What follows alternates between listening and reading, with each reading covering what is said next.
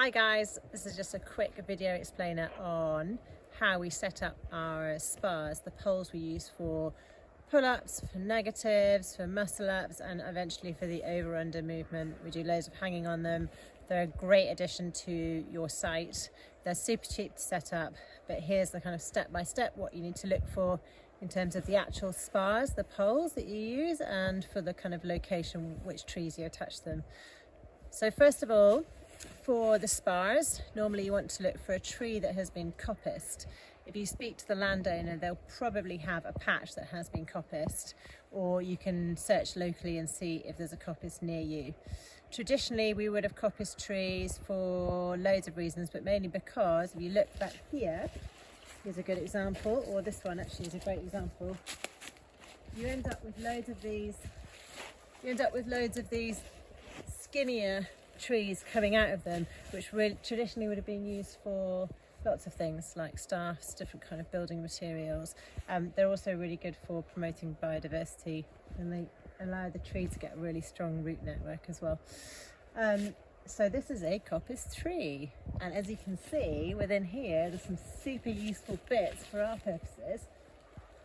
This one, for example, you don't want it to be too thick. I can get my fingers around that, so that's pretty good. You also don't want it to be too thin, because otherwise you get too much give. I'd say this one's pretty much perfect. Also, you look at how straight it is as well. It means that when you attach it to the trees, you've got a nice straight bit in the middle that you can use. We kind of like to use slightly different thicknesses because we think it's important for people to practice with different thicknesses. Everyone will prefer a slightly skinnier tree, and they'll moan about having a fatter one, but in a real life situation you kind of want to be able to pull yourself up over anything, not just a perfectly thin pole.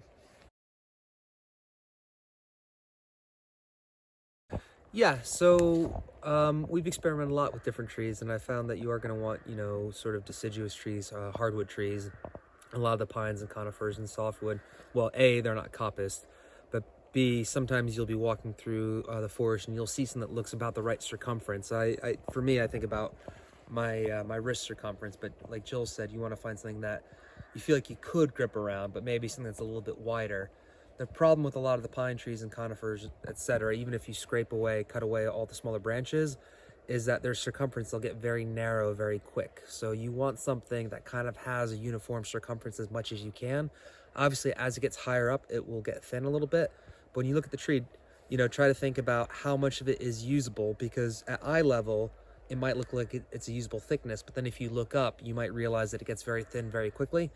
Obviously, you want to minimize the number of trees that you cut down, and if you find a nice straight coppice tree, you might be able to just chop down 1 or 2 trees, and that might yield maybe 4 good lengths of wood. So take a little bit of extra time and look around and try to find something where the whole tree is usable as much as you can. Other things I would say is with coppicing, it's very good because generally the coppice trees won't have lots of branches coming out, but just be mindful of things like knots or cracks. Obviously, you want to use a living tree. You want to make sure that none of the trees are dead. And then just in terms of safety, once you have that tree up and once you've lashed it to an anchor point, whether you're doing a pull-up bar or something for rows or push-ups or whatever, you really want to check them fairly regularly. And after about a year, you should really consider replacing them. You can check, but after about a year, they're going to lose a bit of the flexibility, and you wouldn't want them to snap. You can maybe downgrade them to something lower down. So if you wanted to have people do rows off of it or use it as a support or push-up or whatever, that would be fine. But generally, the higher up it is, the stronger you want it to be. I think that's generally about it. Once you've chopped the trees down, when you're storing them, try to get them lashed as soon as possible. And if you do need to wait before you put them up, don't just lay them down on the ground. Obviously, you don't want too much moisture getting into them. You don't want them to start rotting. So try to lean them up against another tree so as much of the spar as possible isn't touching the ground, because that's where the rot will set in. I think that's pretty much it. Some other tips will probably pop up as we start chopping down the trees and lashing them up.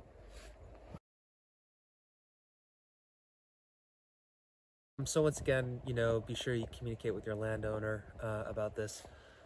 Here we found a tree that's been coppiced, and if you look right here, both of these are pretty good. They start off a bit thick here, but then they maintain, and if Jill pans the camera up, you can see they're pretty much straight as an arrow all the way up. Two of these would be quite nice. The bottom half might be more appropriate for larger clients or clients with larger hands, and then as you go halfway up, there's a good length that should be more than enough for clients with smaller hands. Or the larger pieces can also be used for vaulting and things like that, or balance work, really all sorts of things. So I like these two quite a lot. There's a few we were looking at here.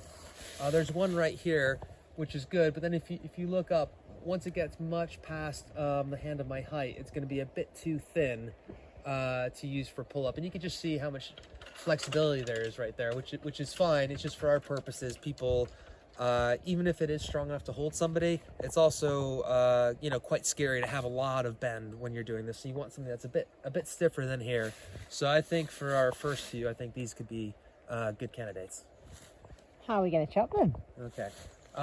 Well, the way we're going to chop them is I have this nice bill hook right here. This is your Yorkshire model bill hook, which can be used for one-handed or two-handed chopping.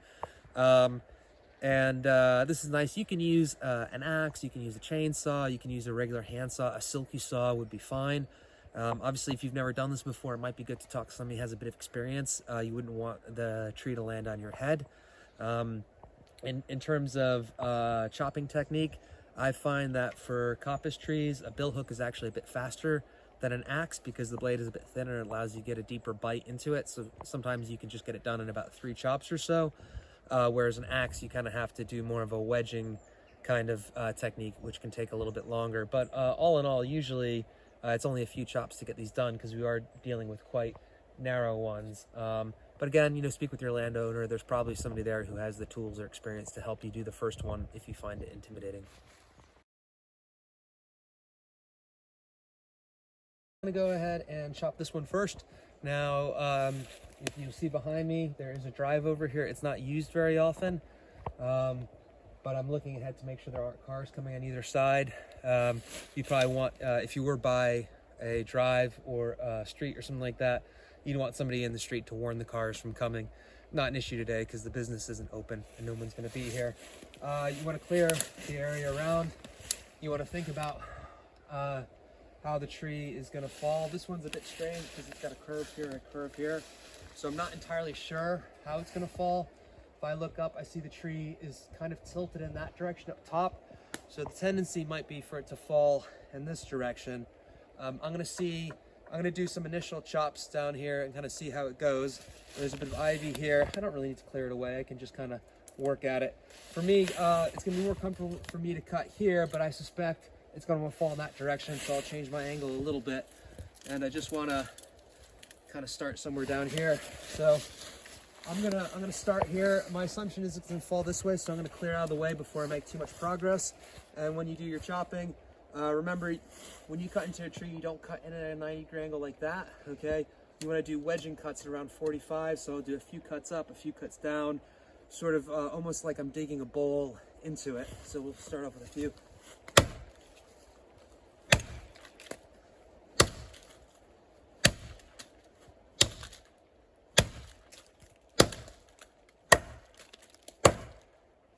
Okay, so now I'm going to come over here. Got pretty good indentation here. Again, I assume it's going to fall in this direction. So I'm going to do a few chops from this angle.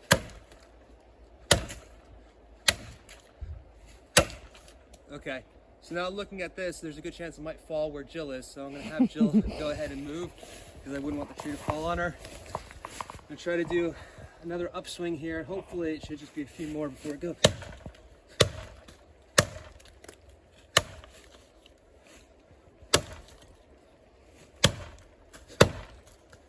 Okay, so we've got most of it away now. I'm gonna do one more downstroke here. And timber. Timber. Okay, I'll drag this out of the road. Okay.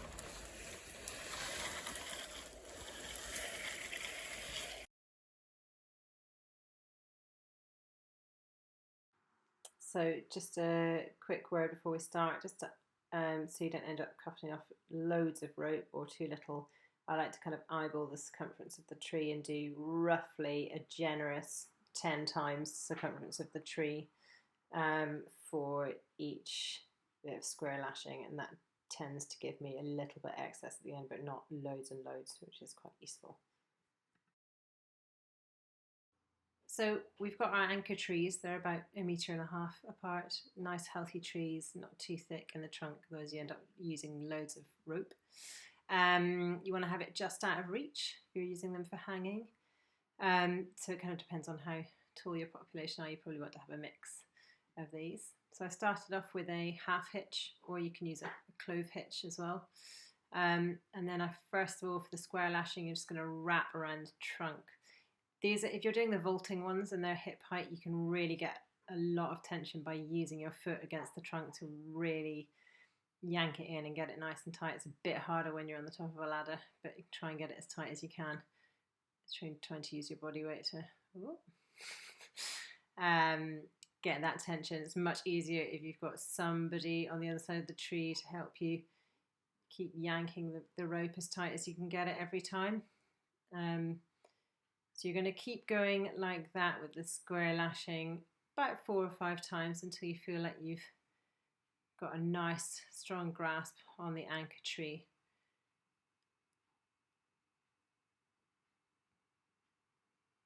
Really trying to maintain tension and get it as tight as you can without falling off the ladder. But again, check the Knot app because they've got really great explainers on square lashing, much better than I could do. So once you've got it nice and tight, you want to wrap that around at right angles. That's called frapping 3 or 4 times, really yanking in the rope, and that secures it and stops the branch from slipping down the tree. And then you just tie it off, and if you want you can bend the ends so they don't fray, wrap it round, keep it nice and tidy, keep all the ends out of the way, and that should be pretty secure.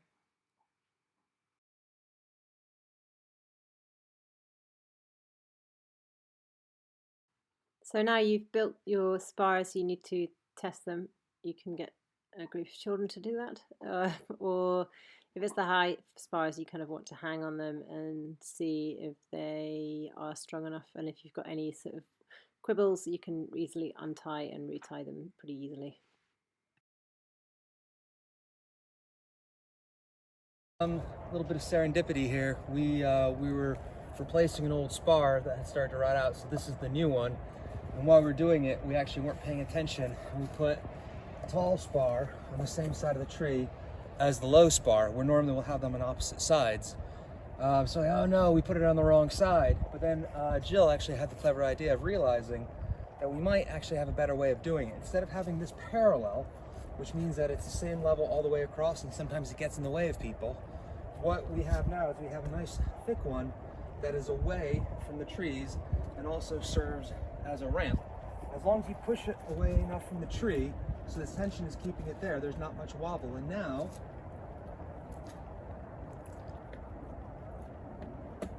you have a nice step, and you can use it at different angles to help people. So if you have someone who has really a lot of trouble with negatives, they can get all the way up here, okay, and they can do a controlled negative from here. But if you have someone who can do full pull-ups, it's not obstructing them like it was before.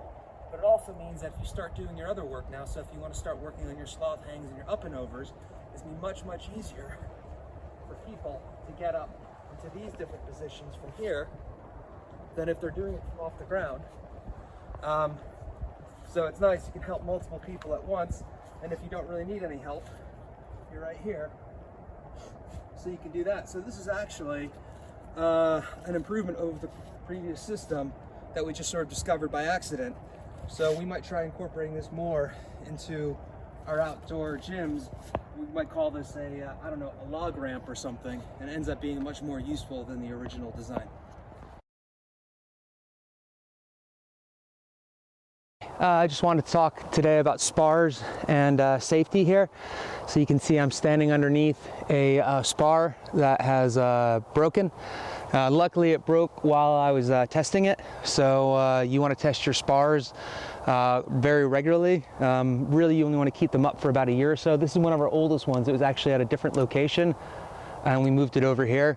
So it's probably about a year and a half old, I would say. So it's been up there for a while. And when a spar breaks, it's almost certainly going to break somewhere in the middle.